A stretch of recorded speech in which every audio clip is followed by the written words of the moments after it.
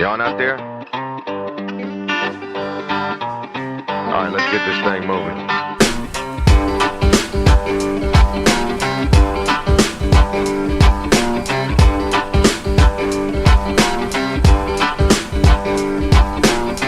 Don't care how long we go, how long you stay. Hey, good time treatment. Bring it home one Yes, day. back with another episode of the Dirt Exchange podcast. We talked about it last week. Things are going to be a little bit different in how we do it. We've talked about ATVs, we've talked about farming, that kind of thing. We've put a lot of work into our nonprofit, Alps Angels, and it is an ATV UTV club that we use our resources to do better for the community, raise money for people who need transplants or people who have medical conditions or parks or whatever it may be, that we've done. So we figured, why not make that part of our main focus and, something we're passionate about. Yeah. Obviously everybody kind of knows us by now. You're a side-by-side guy. I'm a side-by-side guy. Our families, that's what we do. That's our hobby. I got a 2015, 16 Ranger with almost 5,000 miles on it, because we drive it. We use them. Yeah, so we've kind of revamped what we're going to do here a little bit, and, we're going to kind of take it from there. And, we're still going to do some of the ag stuff. It pertains to your job. It pertains to my main job and kind of what we do. So there'll be a little mix in there, a little bit, but let's talk about, just some stuff that's going on. Put out a post on Alps Angels, facebook.com/Alps Angels. That's the link to our nonprofit. Put a post on there, wanted to hear what topics everybody wanted us to talk about, some things that everybody was interested in. Yeah. And the big one that popped up that everybody, hit on, and we've been talking about this for 4 years probably, maybe even longer. And something that we've been pushing for, and we've been to states where it's no big deal, and then of course we have to come back to Nebraska where ATVs, UTVs are not legal on the public road unless you're using them for agricultural purposes. Yes. So there's some confusion in there with that and stuff. And, part of the reason we're doing this too is to make other people understand that there's a lot of areas that there's a lot of things you could do with these besides just use them for ag. Yeah. Obviously, a lot of people know that already. I grew up in the 90s, much like you. We had three-wheelers on the farms. Yeah. And used them every day. single day. So the fact that they've been used for ag purposes for as long as we know, as long as they've been out, right? I think the first three-wheeler was, 1985 or something crazy like that. Trying to think of what year my Honda three-wheeler was here. Yeah, I know Polaris made a 250 Scrambler in 86. And I'm sure before they released a race version, they had actual, utility type, normal ones. What we're kind of getting at here is that a lot of the states, and this was a question that was asked to us to kind of just talk about it, and that's what we're doing. We're talking about it. Are we pushing for it? Yes. Do we want it to happen? Absolutely. It'll benefit everybody in better ways. Number one, it'll benefit the state because at that point they can actually charge for licensing them and so on and so forth. Obviously anybody that has one, they already have insurance on it, so maybe not a big factor in that area. Well, and even if they don't, I think I pay $110 or $120 Whatever a year. it is, I mean, it's dirt cheap. For what they cost, you're going to have insurance on them regardless. And just what Yeah. we're trying to kind of say is that nothing against, Nebraska, where we live. I love living here. I'm not going anywhere. I know you're not going anywhere. It's just we wish that they would just kind of push it up to the times. And maybe some of that is because we don't have a place to ride. That compared is to other states. Yep, that is a lot. That is a lot of it. But let's let's back it up a little bit. The lady that sent in the first request about talking about Nebraska legalizing UTVs and ATVs on public roadways had a great suggestion. There's a cowboy trail, is what they call it, that is clear across Nebraska. Kind of that rock trail that's just outside of Loma. Oh, That's part of the cowboy trail, right? Yeah, I know what you're talking about. But bikers, it was meant originally for bicyclists and horse people to ride on. Well, the problem is they put big, oversized white rock. So nobody, bicyclists aren't going to ride in distance on that. No, they're not. Horses, same kind of thing. They're not going to ride any kind of distance because that can, poke a horse wrong, have them come up lame, whatever. So you have these hundreds of miles of trail that is useless. Nobody uses them. You might hear one or two people using them here and there, but it's not a mass. Her suggestion was once, twice a year, whatever it may be, have a ride, where you can ride these on there, see part of Nebraska. You're going to get revenue, for riding on it. Yep. Revenue in the towns you pass by because you're going to stop and get fuel or stop and get a bite to eat or something to drink or whatever it may be. So there's still places that we can ride here. But yeah. And there is. And that kind of brings us into not to shoo off from that, but that kind of brings us into another conversation about somebody that's doing basically a across the United States trip. Yes. Yeah, and a lot of it is in the southern region. David Hines, A1 UTV, look him up on Facebook. The guy, pioneer. Let's call him a pioneer. Right? Let's explain to everybody actually what he's got and how he's doing it. He was the first guy that is Mr. Street Legal UTV. And I mean that with all due respect.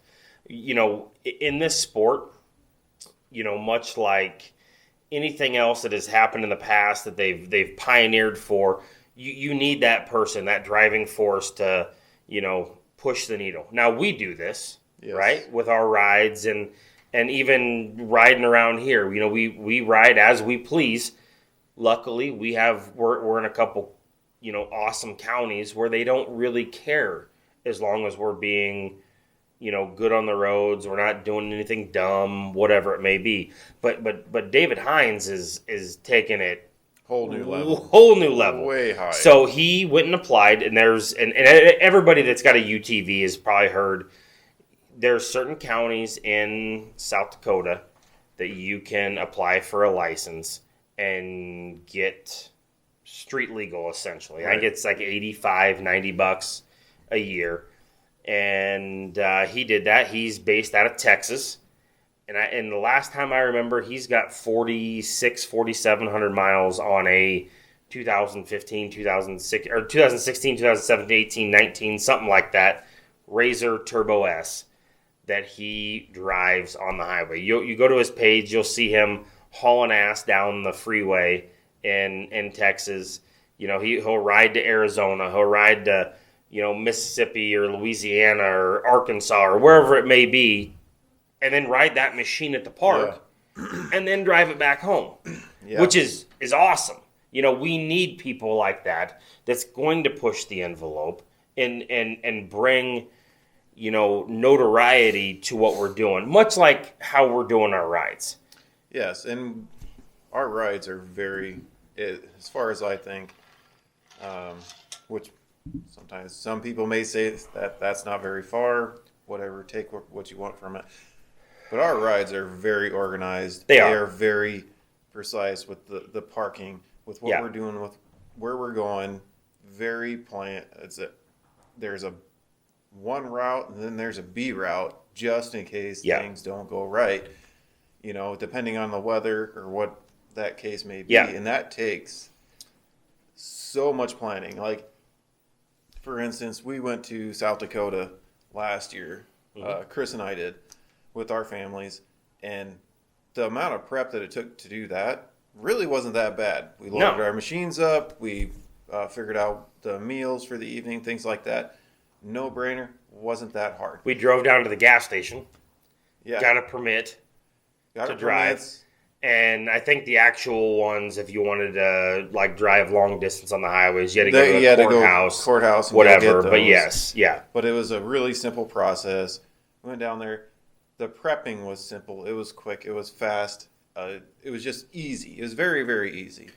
And like when we do our rides, it takes us a solid probably 6 meetings yes. amongst all of our friends, everybody that's included into doing this. And we're not complaining about this, so that's not what this is about. We're just explaining it. And it takes a lot of prep to just do a ride like that, when it would be so much easier if we could just, okay, they're legal in Nebraska, this is what you need to do, and then we could push forward through it. I mean, it's no different than doing like a run with motorcycles or and safer classic cars. In my opinion, our rides are safer than a motorcycle poker run.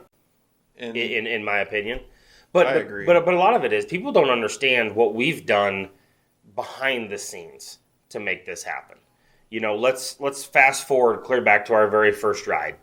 You know, we had been talking about doing this for a while, and we went out on a Sunday fun day, decided that we're going to make this group. We're going to call it Alps Angels. You know, we're going to vote officers, and we're going to figure all this stuff out. And we did. We decided, you know what, we got 1 month. Let's make a ride.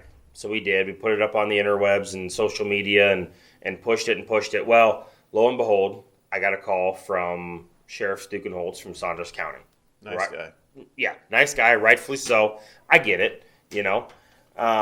He wanted us to come in and meet with the Saunders County Board of Supervisors to, you know, approve yay or nay whether we can do this. Which, legally, that's the right way, you know. It is. And so I went in there the first time, and I sat down and I talked with them, and I got shot down on 5 out of 6 people on the board. The one guy, Larry Mock, who happens to live about 2.5 miles north of me, or south of me, I apologize, he voted indifferent just because of how everybody else voted. They were worried about liability, worried about people tearing around, etc. Well, at this point, we'd already pushed it out on social media. We had already made the conscious decision we're going to do it. We were pretty much in it to win it. I mean, we were committed. Well, at the time, we already had people, you know, saying, I'm going to be there. This is awesome. We're going to do it. So we sat down as a group, and we had some group members that were like, maybe we should not do it. Luckily, Andy and I are pretty good salespeople. And Try to be. And when we convinced or made our case for why we should do it, because everything in life is risk and reward, right?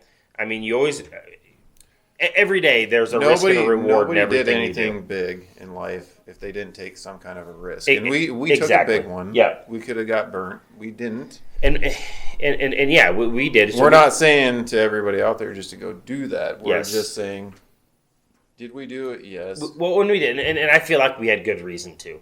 We initially decided to do this ride. We went ahead and did it, but we focused a lot, and I mean a lot, on safety. We're doing it in September. Our very first ride in September. What goes on in Nebraska in September? Harvest, right? So, and maybe not quite harvest, but there's corn that's 5 feet, 6 feet tall, whatever. Yeah, whatever it may be. And so we planned our route out, and then we replanned it. And we replanned it again to make sure we didn't have any blind intersections or any intersections where we had 4, fields of corn on one end so you couldn't see. And we literally had people not stopping traffic, but at those intersections. Yes. To monitor what was going on. I mean, it wasn't just like, oh, we're just throwing this together and, well, we hope nobody gets hurt. No, this was not the case. This was a very planned out ride. It was. And I think we redid our route on that first one like 5 times. Yeah. Something like that. And so we went through it, had a couple people that got a little out of control. We had to talk with them, moved on, and it was fixed after that. Not a big deal. So we'll move on to our second ride. We're like, you know what? At this point, we've already been told no. We had good success. We're doing great. Our profit, our company, or our nonprofit, we don't keep any of the money. Everything goes back to whatever cause we decide's worthy, for it.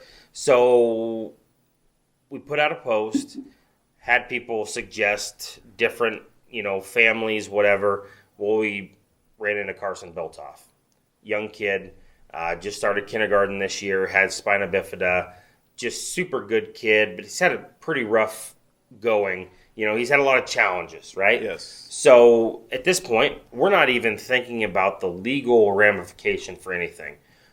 Our mind, our focus is on, okay, so what can we do to help this kid out, and help his family out? They have a lot of expenses, a lot of, travel, that kind of thing because of his condition, So guess what?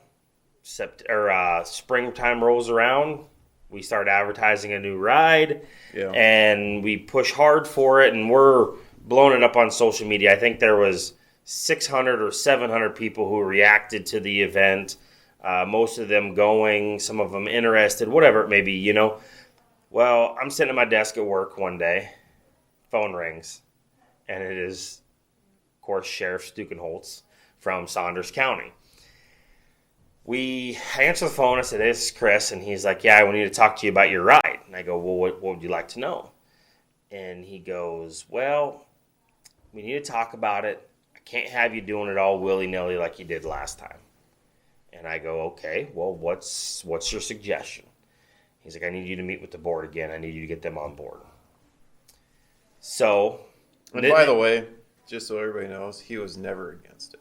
No, he wasn't. Never was. No, he's doing. He was great in everything. In his line of duty. Yeah, that's what he needs. And we'll get into that a little bit here. But so we're 2 weeks out from the ride, probably, when I got that phone call. I'd say so.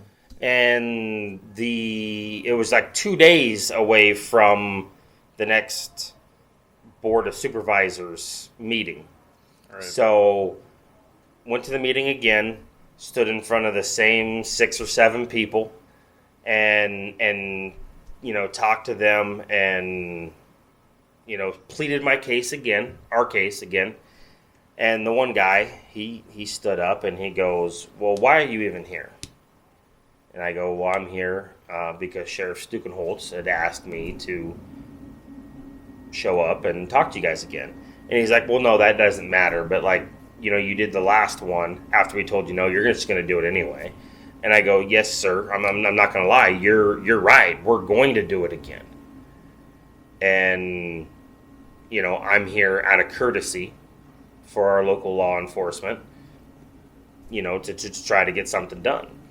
And so after half hour, 45 minutes of rehashing and hashing again, and showing them the route and everything, and talking about the ride before, which everyone is safe, there was no accidents, there was no drunk driving, there was no idiots, it went off really good. And they approved us. And they did. And a lot of that was because the sheriff's department showed up, came up and talked with me in support of us. Yes. That they said, hey, they handled it correctly, they did it right, we're on board as long as we have this, and this addressed. And it was like crossing a major highway. They wanted to be there to block traffic, which we were all for. Absolutely. Safety is key. Yeah. and anyone that's been on our rides, there's been we've done 3 now. There's been a handful of people that we've gotten after, and gotten after hard. But there's a reason for that. And you're gonna always have that. I don't care where you go or what you do. You'll have that no matter what you're doing. The thing is, the way you handle it, it was handled in a professional manner. Yeah. And well, like our last ride that we did in September, there was a gentleman on a Banshee, badass machine, leaving one of the stops, gave her the onion, and I have to say, if it wasn't our ride, I may have done the same thing. Yeah. We're all cut from the same cloth. Yep. In that situation. And so I got after him. Well, we get back to our final stop. He came up apologized profusely because he didn't want to be that guy. But we've all been there. We've all done shit that we're not proud of, or we made a mistake, and it is what it is. But the nice thing is, everybody that we've gotten after has come back, right? They've continued to do it. They understand it, and that's why we put so much focus on going out, having a good time. And yes, it's about riding our machines. It's about, but more importantly, it's probably about doing good for our community. That's our main focus. I'd say the biggest thing for me, and even when I talk to my boys, is the biggest thing for them is for one, they just like to ride machines. Yes. They just want to do it. Two, probably helping somebody in need is their biggest number one, because and that's probably mine too, because this is something pretty cool that we can do with these that really, it doesn't really cost the group a whole bunch of money. It's just a lot of time, which isn't that big a deal. Not that we have a lot of that to burn, because we all have families of our own, but it's something that is outside of your family. It's even a bigger family. It is, and it's really cool to be able to do that. And the nice thing is, we're teaching our kids who are young. I think Lily is the oldest child amongst all of the kids. She's going to be 14. Grant's 13. Max is 11. Camden, happy birthday. Just turned 8 a couple days ago. Hayden's 4. But we're teaching them that helping people out doesn't cost you anything. That's helping people out and doing the right thing and being nice to people is something in life that's not going to cost you anything. Right. It's about your chemical makeup, your demeanor, and how you live your life. And in the world is, not to go on a tangent, but it's mean. Well, the world that we're living in is shitty. Like there's so many people that make fun of people, they bully, and they do all this stuff that doesn't need to be done. Being nice to somebody doesn't cost you anything. No. And it makes you a better person for doing it. I mean, if you honestly look at it, I mean, the bullying, and not to get way off subject, we'll get back on subject here pretty quick, but what goes on in grade school, in high school, and middle school is absolutely crazy anymore with what goes on in and I'm not going to go off on this or anything like that, but people that just don't care about raising. It's hard enough to raise a kid in the first place, but raise him to be a good kid and have a big heart. Yes. Is two big things in my life, because you can teach him you can give him every tool that there is out there. But those are two things that need to be taught more, I think, in life, because it's getting to that point where everybody's just out to look after their own self, and they don't care. And there's so much of it, and I see it so often, because obviously we just told you how old our kids are. And it's ridiculous, the stuff that goes on anymore, We were very fortunate to grow up when we did. I feel like we're kind of the last generation, unless we instill it in our kids, that the right way and the wrong way to do things. It is sad, but it's a huge deal. And that's one of the things I've said from day one, and I kind of I feel bad about it a little bit, but then I don't. My daughter, unfortunately, can get away with murder. She flashes those brown eyes at me and that smile, and I'm crumbled on the floor. Yes, do whatever you want. Camden, on the other hand, he's going to be a man someday. And there's a right way and a wrong way to be a man. And since the day he was born, I was probably harder on him than I probably should have been. But rightfully so, because I refuse to raise a shit. I want him to be a good, solid man. And you know what? That kid has the biggest heart. I have to tell this story. So we asked the kids to write down on a piece of paper what they want for a Christmas list. Okay. And Camden wrote an Xbox and a couple other things. I forget what all it was. But the main one on there, he wrote cat food and dog food. And so I asked him, or Jess asked him, he's like, well, what do you mean by cat food and dog food? And he's like, well, I want to take cat food and dog food to Saunders County Lost Pets because they need the help. And there's so many cats and dogs that don't have families, and they have to go and live in this place. And I'm getting, like, my eyes are tearing up a little bit just talking about it. But to hear that kid's heart when he talked about it, and he then broke down and started crying about it. I'm like, hey, buddy, it's okay. And he's like, I know, but there's just so many animals that don't have a home. And I'm like, well, that's why it's super important to be a responsible pet owner. And we went through it all. Yep. But that kid's heart's just huge, yep.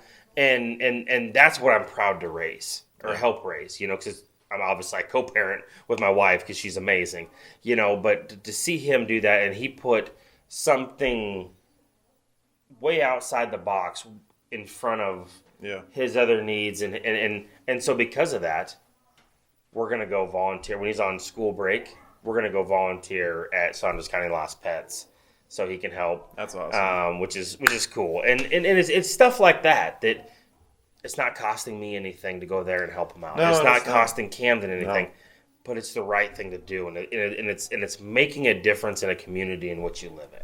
And that's kind of been, the motto of what we've done as a group. Yeah, and it is.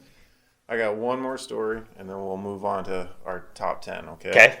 So, on your story with Camden, yeah, I got a phone call from Katie. Sorry, guys, I know we're rambling on here about some stuff that you probably want us to be talking about side-by-sides and this and this and that and that and this. But anyway, I got to tell the story. So, I got a phone call from Katie Friday saying, well, you won't believe what your son did. I'm like, oh, God, what did he do? I'm like, what did he do?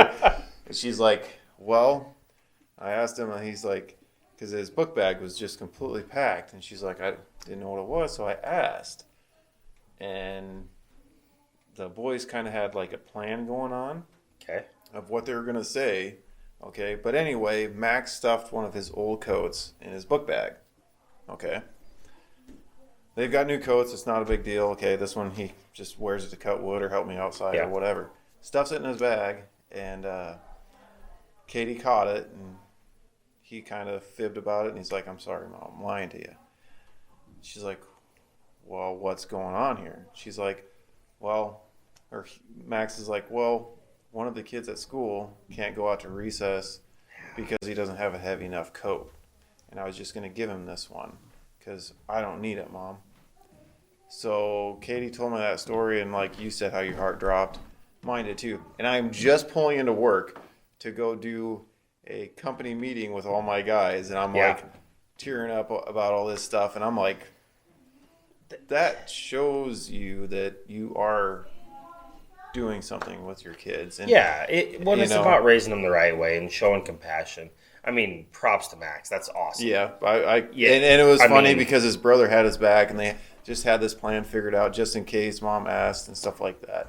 So it was pretty cool. But what was cool is essentially they were going to lie about it or fib about it, which is not right, but they fussed up to it. Well, but they were covering it up because they didn't want the recognition about doing it. They just wanted to be a good person. Yeah, they knew that they weren't going to get in trouble for giving one of their old coats away. Yeah. I think that they were just like, well, Mom and Dad really don't need to know about this. I just really don't want to go play with this kid. Yeah. And can't afford that jacket, the coat, whatever it is. Yeah. It was just a big deal. No, that's, to me, it was extremely high awesome. Five for great parenting. That's awesome. Getting back to ATV UTV Laws in Nebraska real quick. Something that we've done behind the scenes is Bruce Bostelman, who is our representative for our region.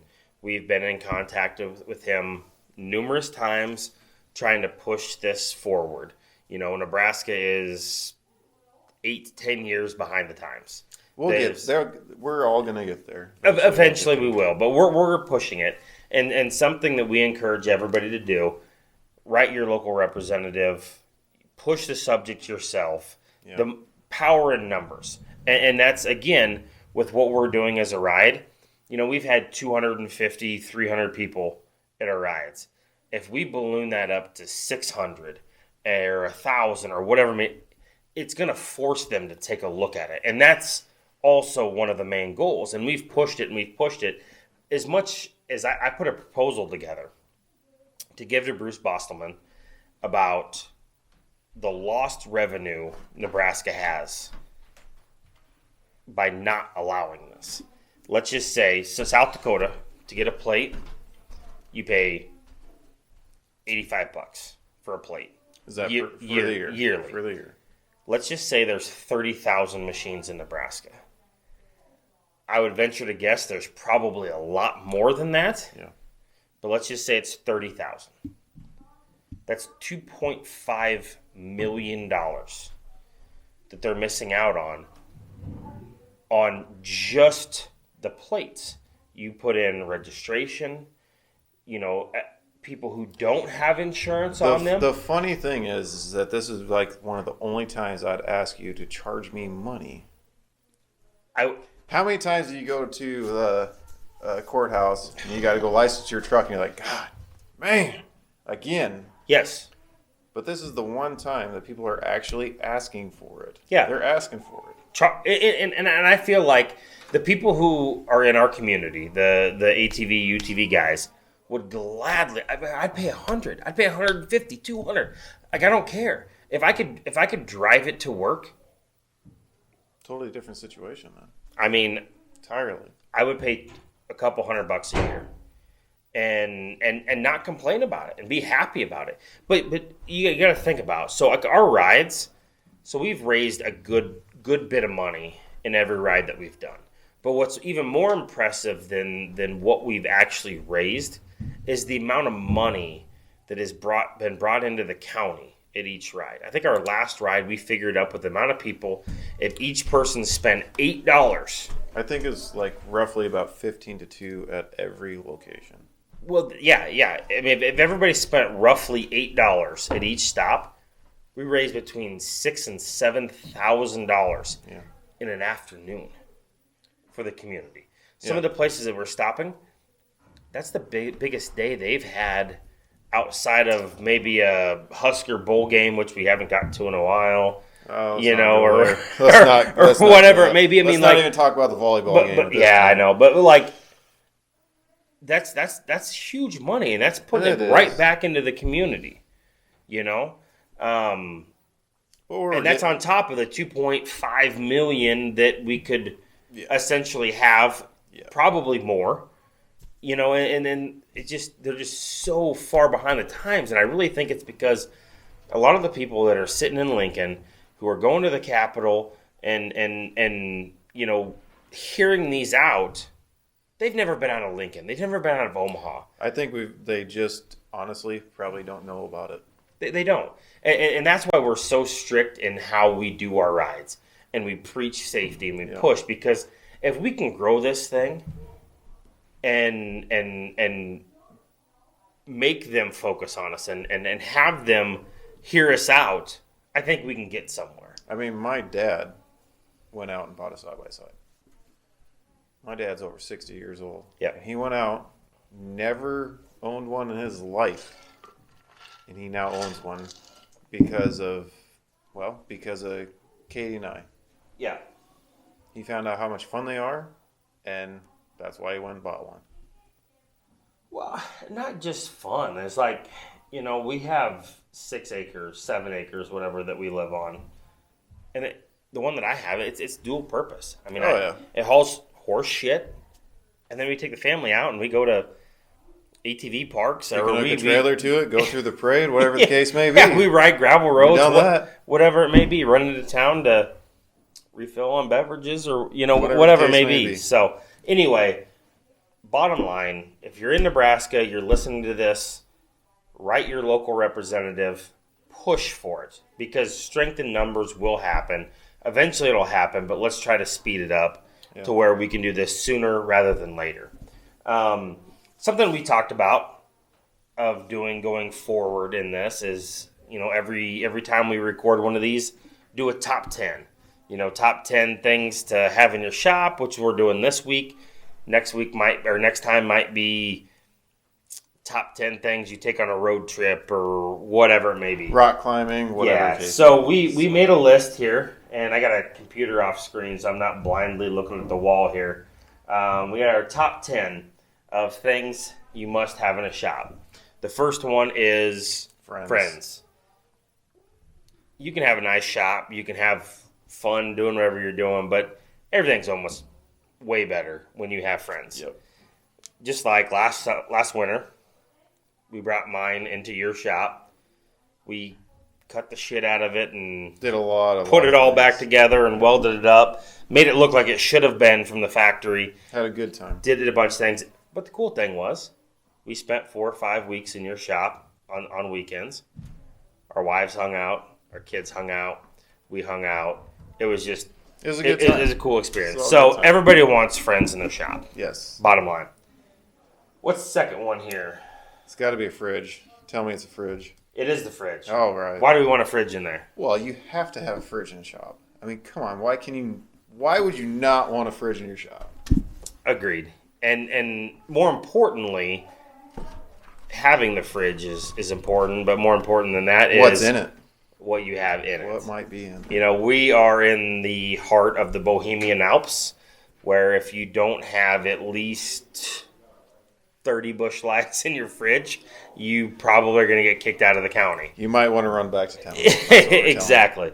So, yeah, you know, and it's one of those things. I mean, when we were working on my machine, we'd crack a beer open, we'd look at it, and we'd re-look at it, and look at it again. Yeah. Find about 5 or 6 different ways to do it. We'd finish that beer. Next thing you know, you. we found the right way to do it, or did it, we went to the work. way that we did it. Yeah. You know, obviously, when we were doing that, we needed a couple tools to do it, Yep. which brings us to number 3, is a good solid welder. Yes. So you're going to need a welder of some kind. What do you run? I have a Hobart. Okay. It's 110 or 220? It is actually 110, but it's converted to 220, and I'm sure people are familiar with that. That thing works. That's probably the best one I've ever bought. I've actually used the larger Miller 220, and for doing the cages and stuff like that, I'd say the one that I got right now is probably the one Yeah. you want. It was slick. And if It worked anybody great. wants any more information on that, just contact Chris or something like that. Yeah. And I'll fill you in on that because it works great. It's the right wire size. It does a tremendous job. No problems penetration at Yeah. all. I mean, Well, that and one we were is- welding some fairly thick stuff. Yeah. I mean, it'll do 1/4 inch Yeah. easy with a good solid penetration. Yeah. And then it'll also do the 1/8 inch thick Well, stuff. we obviously know from the last episode, I rolled my Yeah. shit over. We know it. And we it know held up. the welds work. You know? So number 4 is a heater. I'll let you take that. Well, but what do you heat in your shop with? I have 2 sources of heat. The primary one I use is wood. Yep. So And where are you getting your wood? yeah, you get to cut it, split it, you know. And you're Gotta grabbing look from for it. pallets at work Pallets, and just things like random that, stuff. yeah. So I work for a commercial industrial supply. We're a commercial supply company. Right. We do a lot of waste oil furnaces. So if you're a shop that has a trucking company, or you farm and you produce some oil, a waste oil furnace is a good thing to use. You guys use that in your shop Yep. at work. Yes, we do. It works really good. Something else, if you don't produce that, but you're still looking for a good heater to push it, push out the heat and heat your shop, is we have diesel fired radiant heaters, and they work great. 150,000 BTUs, to push it out, and that'll heat a good size shop. Oh yeah. So bottom line, not trying to be a sales pitch, but bottom line is we can all stomach the heat in the summertime to be out there. It's kind of how we're conditioned. Cold, on the other hand, makes it a little bit tougher to go out there. No, I'm not looking forward to it. So you need something to heat your shop. Yeah. So because most of the projects are done In the in the wintertime. wintertime, because in the springtime, the summertime, fall time, you're out riding, Yep. or you're, enjoying your classic car or whatever it may be. So number 5 is a good one, and it's kind of funny. We were working on my machine, and I'm up there with an air grinder grinding away, and I could never hear the air compressor kick on or kick off, and I'm like, That is right. God, that's kind of weird. Like, I look around the shop, and I'm like, I don't see one. Where's it at? So you got to have a sufficient air supply, meaning air compressor, for what you're doing. Whether you're using air grinders, you're using air tools, whatever, air impacts, whatever. tell a story. Your little shop that we used So- for this. Okay, so this building, I actually, well, not just me, wife, my boys, my dad, a couple friends, we actually moved this. It's like a 2.5 car garage to where we live now. So we actually trailered this thing from there to here, and then we jacked it up 2 foot, put it on there, yada, yada, yada. But I have a building behind it, and I didn't want the air compressor in the same building. Why? Because of noise. It drives me nuts. Yes. I want to turn the stereo on. I want to hear the stereo. That's what I want. So I ran a line underground, and I told Chris, I was like, hey, you need to take a break. And he's like, why? It's like, because you need to let my air compressor take a break. So you need to take a break. He's like, well, I never thought about that because I never heard it kick on. I didn't. Where is it? He says. So I took him back there and I showed him, and he's like, that's a pretty good idea. Yeah. I like that. So, bottom line, Air compressor. make sure you have a Need great air compressor, probably more than what you need Yeah. to be safe. You know, it's Single stage is fine. Dual stage is Yeah. better. What's number 6 on the list? Number 6 is a vise. Vice is a pretty important. You need a vise if you're going to do any kind of machine work, anything like that, grinding, especially if you don't have a chop saw or anything like that.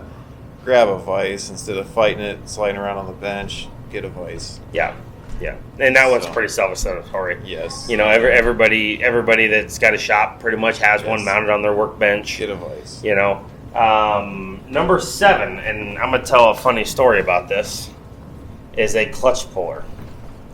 Why do people need clutch pullers? Well, when you want to do some clutch work, it's really handy to have. Yeah, so, and we're talking about clutch pullers, meaning in the side-by-side world, Yeah. because that's kind of what we've been focusing on.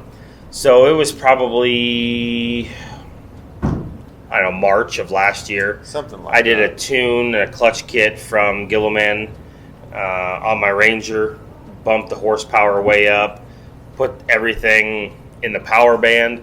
So got everything installed. We had to install the clutch spring, the weights, all that stuff. But on my defense, No, let me tell the story first, All right, then we'll all get right, there. all right. So it was a rainy, miserable day.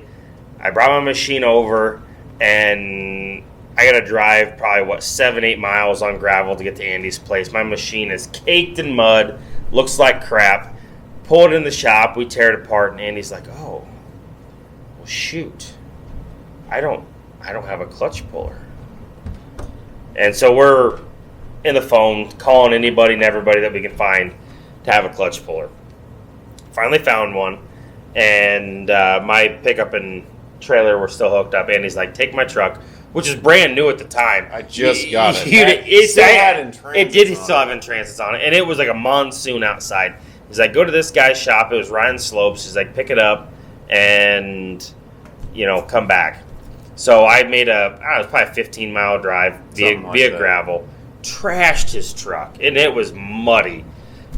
Get there, get his clutch puller, come back, walk in the shop, and Andy's like, yeah, I didn't need it. Your clutch is a little bit different than the other ones I've done on Polaris's, where you can just take the bolts out and not Yeah. need the puller. But moral of the story is, just in case, always have a clutch puller, just because get it. razors, your Can-Am. mine's we'll need it. mine's a little different, but yeah, as far as Polaris go, pretty much the same. Can-Am's a hair different. Theirs is actually pretty involved. We can get into that Yeah. topic some other Yeah. time. So One of the other things that is super important to have in a shop is a torch, yes, or a plasma cutter, or something along those lines. a lay, something like that. Yeah, we used all that stuff, and it's super important to have, because some of that stuff, it's going to take you way too long with a grinder to cut up, Yeah. grind off. I mean, this way you can make your cut, throw it on your bench, put it in your vise, grind it down, make sure it's all good. Any tips of what to look for on a torch, or what works best? I mean, not really. Just wouldn't buy anything with smaller bottles, because you're just Yeah. not going to be able to push through anything. I mean, just these things are just going to make your life easier. And I know most of these guys probably already have Yeah. all this stuff or whatever. We're just talking about maybe top 10 things people would probably need in their shop. So And the best place to get a torch is a farm sale. It's a farm sale. Yes, it is. If there isn't 15 other people out there that want the same torch that you're Correct. bidding on. Correct. Second, or the number 9, if you have a shop, of course it's tools. Yep. You got to have tools. You need the essentials. Yeah. So What in your mind? What are essentials? essentials would be, your basic toolkit, metric standard wrenches,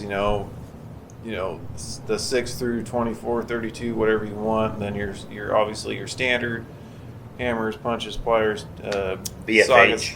Need a BFH. You need those too. Yeah. Obviously you got to have that move too and that one too. Because if you don't have those, I'm not sure what you're going to do without that. So, when you're talking about cordless impacts and cordless drills and that kind of stuff, Lifesavers. they are. But there's a bunch of brands out there. There's Cobalt, there's DeWalt, there's Milwaukee, there's Chicago, So whatever. What do you run? What do you run? Well, I'm all Snap-on, so I run everything Snap-on. All right, I've been with Snap-on, just not been with them. I guess I'm just a Snap-on kind of guy. Yeah. But the guys that work for me, they swear to God that Milwaukee is the top dog. Yeah. When it comes to that half-inch drive cordless impact, they say that thing will break anything loose way before Snap-on half-inch will, and even DeWalt. So yeah. and that's in coming case from the you guys guys that use it didn't all see, the time now. Andy bought some sweet Yep. shop stool or Black Arps Lounge Friday, so. stools. Yeah. The last one, and then we'll get out of here. Let you guys get about your day. Probably for me, this is probably one of the most important things behind the fridge. Behind what you put in the fridge is tunes. You got to have a good sound system set up in your shop. You got to have tunes. And you gotta run off a lot of music, a lot of iPads or iPods or whatever it may be, because being in a shop when it's quiet, it's just not as fun, right? You crank up the tunes and you have good times. It works. Everything feels like it's better. And it does. Yeah. You got to have tunes. Yeah. So bottom line, have tunes, have friends, have a fridge, have all your tools, And have a enjoy good time. it. Check out the episode. Write us about what you want us to talk about. I mean, that's what we're here for. So if there's anybody that wants to be on the podcast, come join us, or we can do it via Skype or FaceTime. David Hines, A1 UTV, we want you on the podcast. Yes, we do. We want you on here. We want to pick your brain. We want to talk about what you've seen, what you haven't seen, and like the stuff that you've gone through, because you've been a true pioneer in what we're trying to do. So hit us up. Check us out on Facebook. It's facebook.com at the Dirt Exchange Podcast and facebook.com Alps Angels. Check us out. Thanks again. Yep. We're gonna See you guys go. later. We're gonna go more in the loss of the Husker volleyball team losing. Yep. And we will snap to the next time. So, Oh, and last thing is, by the way, happy birthday, Bethany. yes. Happy birthday, Bethany. She's one of the members on here. Today's her, I don't know, 31st, 2nd, 3rd, whatever 33rd. birthday it is. So enjoy it. Happy birthday. Peace out.